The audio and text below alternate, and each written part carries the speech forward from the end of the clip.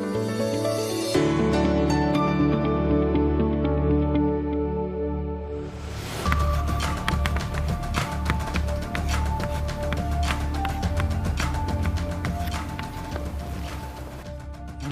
दोस्तों, आपने बहुत सारे छात्र देखे होंगे जो पढ़ना चाहते हैं, तरह तरह से रूटीन बनाते हैं, नई नई कलमें खरीदते हैं, कॉपी किताब पर कवर चढ़ाते हैं, नए साल या किसी त्योहार के बाद कस्में खाते हैं कि कल सुबह से पढ़ना शुरू।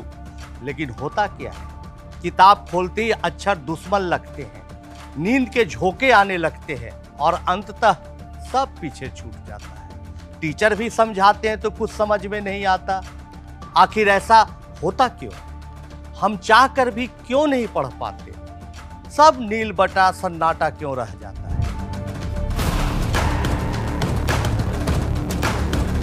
ऐसा क्या होता है कि बच्चों का मन पढ़ाई में नहीं लगता? वो पढ़ते तो हैं मगर कुछ याद नहीं रहता। ब्रेन तैयार है, प्रैक्टिस भी कर रहा है, पर आउटपुट क्या है? उस आउटपुट को देखने के लिए हम इंटरेस्टिंग बनाए पढ़ाई को। पढ़ाई के दौरान एकाग्रता खो देना एक बड़ी समस्या है। इन दिनों भटकाने वाले साधन कुछ और बढ़ गए हैं। वजह और नतीजे कई हैं। नींद की कमी, डिप्रेशन, भावनात्मक और मानसिक समस्याएं, पोषण की कमी। जो बच्चे हैं हमारे, हमें ये ध्यान रखना है कि जब भी वो कुछ भी सीखने का कोशिश करें, कुछ भी पढ़ने का कोशिश करें, तो बहुत लंबा लंबा ना पढ़ें। बीच में ब्रेक लें अपना हर 20 मिनट या हर थोड़े टाइम के बाद, जिससे उनका लर्निंग इफेक्टिव होगा। कामयाबी का दबाव भी एक वजह है जिससे पढ़ाई से मन उचटता है। ये जरूरी है कि इन वजहों को समझें और छात्रों के लिए वो माहौल दें जिसमें वो पढ़ सके। आज हमारे साथ एक ऐसे विद्यार्थी हैं जो पढ़ाई से परेशान रहे, लेकिन आखिरकार उन्होंने इस पर जीत हासिल की। आज वो एक कामयाब शख्स है। मिलते हैं रितेश जी से।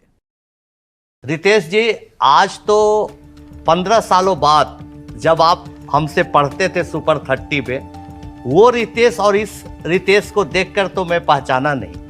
जब आप सामने आए तो कुछ देर तक मैं भौचक रहा, फिर पुरानी तस्वीरों के आधार पर आपको चीना। बहुत बधाई हो, मुझे आप पर गर्व हो रहा है कि आज आप गल्फ में, यूरोप में, बड़ी बड़ी देशों में जहां समस्याएं आती हैं वहां जाके उसको प्रॉब्लम सॉल्व करते हैं। ये हमारे लिए भी, एक गुरु के लिए भी गर्व की बात है। तो हम बातचीत आपसे शुरू करना चाहते हैं कि एक जमाने में मुझे याद है कि आपको पढ़ाई बहुत परेशान करती थी, पढ़ाई के डर से आप कांप जाते थे। तो अपनी कुछ पुरानी स्मृतियां दर्शकों के साथ शेयर जरूर करें। धन्यवाद सर। ये बात सच है कि पढ़ाई से मुझे डर लगती थी, और ये तब की घटना है जब मैं 10th का एग्ज़ाम जब होने वाला था, तब मैं बहुत ही ओवर कॉन्फिडेंस में था। उस टाइम पे लगा कि 10th का एग्ज़ाम में निकल जाएगा ऐसे ही। रिज़ल्ट आया तो it was quite the opposite. I was shocked, but मेरे से ज़्यादा शौक तब लगा जब बाकी लोग ये कहने लगे कि ये क्या हुआ, तुम तो बहुत हवा में उड़ते थे, ये वो। And it was really depressing time for that, at that time for me. अब क्या करना चाहिए आगे? अब तो क्योंकि उस टाइम पे ये था कि अगर आपके मार्क्स भी सही नहीं है तो अच्छे कॉलेज में नहीं मिलेगा एडमिशन। IIT JEE की तो बात ही भूल जाइए। नोबडी वाज एक्सपेक्टिंग मी कि मैं कुछ तैयारी भी करूँ IIT के उस टाइम पे। लेकिन उस टाइम पे जितना सुनने को मिला लोगों से, आई थिंक वो मेरे लिए काफ़ी बड़ा एक प्रेरणा स्रोत रहा। जितने निगेटिव, कितना क्रिटिकल कमेंट्स मिले, आई वाज डिप्रेस्ड, लेकिन कहीं ना कहीं वो चोट कर रही थी कि नहीं, ऐसा तो नहीं होना चाहिए था। तब मैंने सोचा कि नहीं, मैंने अपने फादर से कहा इनफैक्ट कि मैं IIT JEE की तैयारी करना चाहता हूँ। उन लोगों को बहुत अजीब लगा, इनफैक्ट सब लोगों को अजीब लगा, ये कि पागल हो गया है, 10th में इसका साइंस में इतना मार्क्स कम है और ये IIT की बात कर रहा है। बट मेरे मन में वही था कि नहीं, अगर कुछ करना है तो कुछ बड़ा करो।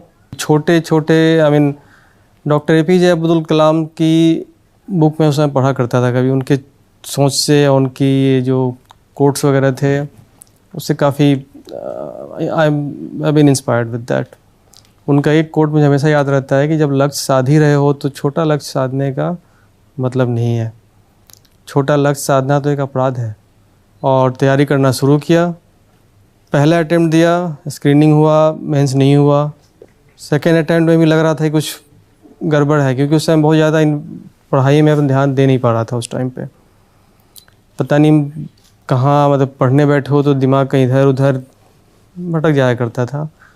तब किसी से मैंने सुना उस टाइम पे कि सुपर 30 नाम की एक संस्था है, आनंद कुमार सर चलाते हैं उसको।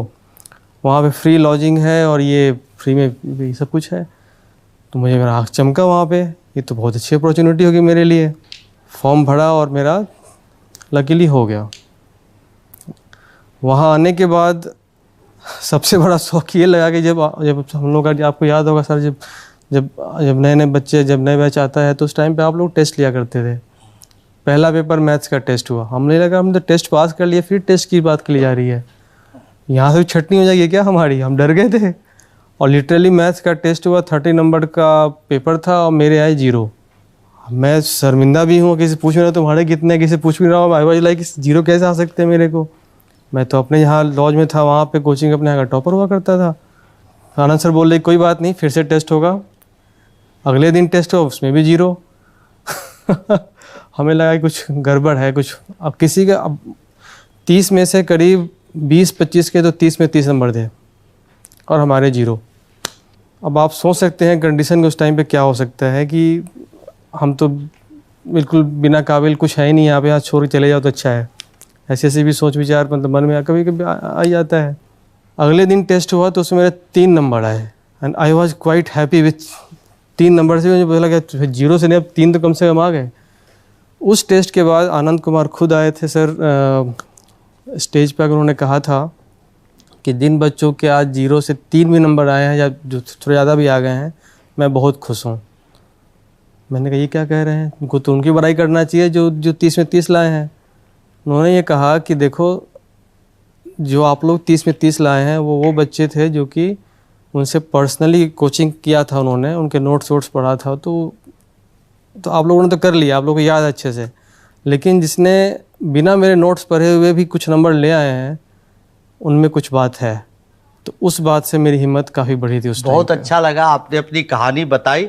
तो आपके गांव में, समाज में अब कैसा रिस्पॉन्स मिलता है? The day I qualified for super 30, जो लोग हमारे पीछे हमेशा ताने मारते थे या फिर कुछ और भी क्या करते थे, अचानक से हमारे सारे दोस्त बन गए।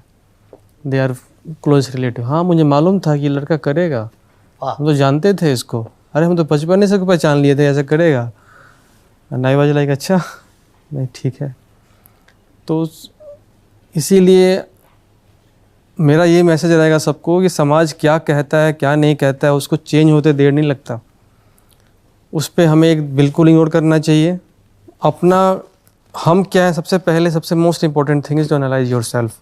सबके अंदर साइंस पढ़ने की कैपेबिलिटी नहीं होती है। Not everybody is build to be engineer, not everybody is like उनको मैथ अच्छा ही लगेगा, है ना। ऐसा नहीं, अपने आप को एनालाइज करो कि हम क्या हैं, मेरे अंदर क्या लिमिटेशंस है, और वर्क ऑन दैट। बहुत बहुत धन्यवाद, आप इस कार्यक्रम में आए, लोगों का उत्साह बढ़ाया, लोगों में एक उम्मीद की किरण जगाई, और ये किरण का ही धागा पकड़ के लोग बहुत आगे बढ़ सकते हैं। बहुत बहुत धन्यवाद।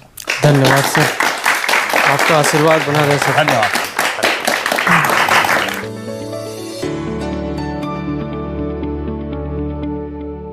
हमारे बीच कुछ लोग मौजूद हैं, आइए उनसे करते हैं बातचीत। नमस्ते सर, मेरा नाम आमिश है। मेरा ये क्वेश्चन था कि करियर काउंसलिंग और मेडिटेशनल एक्सरसाइज जैसी चीज़ें उन बच्चों के लिए जो फोकस नहीं कर पाते या फिर डिसाइड नहीं कर पाते कि उन्हें अपने करियर में क्या करना है, ये सारी चीज़ें हमारे स्कूल में स्कूल करिकुलम में ऑलरेडी इंक्लूडेड नहीं होनी चाहिए? होना चाहिए, लेकिन अब आप छोटे बच्चे नहीं है, बड़े बच्चे हैं। आपको स्वयं निर्णय लेना चाहिए कि हमको क्या करना है। कब तक सहारे की उम्मीद में आप जीते रहेंगे? पढ़िए, सोचिए, समझिए, एकांत में बैठिए, अपने आप से सवाल पूछिए कि मुझे करना क्या है।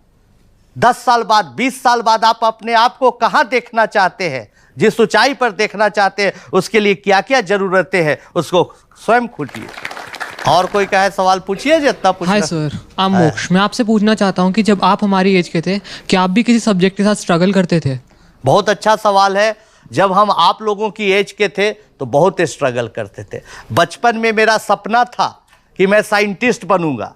तरह तरह का हम एक्सपेरिमेंट करते थे, प्रयोग करते थे और उसी में समय लगा देते थे। कभी बिना इलेक्ट्रिसिटी और बैटरी का रेडियो बनाते थे, कभी वायरलेस बनाते थे और मैथ में पिछड़ते चले जाते थे।